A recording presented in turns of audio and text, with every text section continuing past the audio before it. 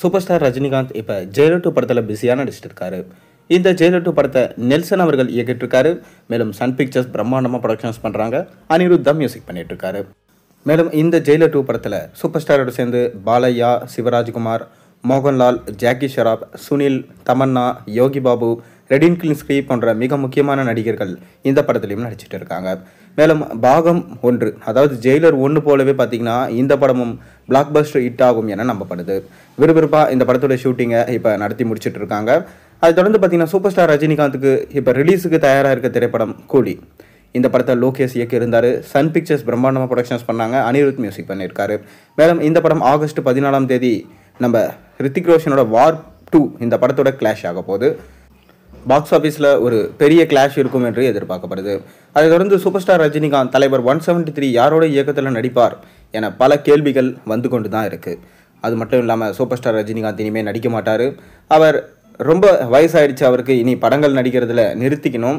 அவருடைய வயசின் காரணமாக அவர் ரெஸ்ட் எடுக்கணும்னு சொல்லிட்டு நிறைய பேர் அறிவுரைகளும் சொல்லிட்டு வராங்க.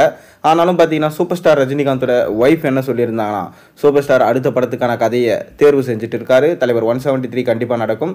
ஏன் இன்னும் 10 வருஷத்துக்கு அவர் படம் நடிப்பார் என அவங்க சொல்லியிருந்தாங்க. ஆனால் நிஜமாலே பார்த்தீங்கன்னா தமிழ் சினிமா ரசிகர்களுக்கு ரொம்பவே ஷாக்காக தான் இருந்துச்சு. ரஜினிகாந்தை வச்சு என்னப்பா படம் எடுக்க முடியும், அவருக்கு வயசாயிடுச்சு, அவரை வச்சு இனி படம்லாம் எடுக்க முடியாது. ஏற்கனவே அவரை வச்சு டூப்பு வச்சு தான் படம் எடுக்கிறாங்க. கூலி படத்துலையுமே முக்கால்வாசி டூப்பு தான் நடிச்சிருக்காங்க. அதுக்கு எதுக்குப்பா அவருக்கு 200 கோடி சம்பளம் என்றெல்லாம் காதுபடவே பேச ஆரம்பிச்சிட்டாங்க.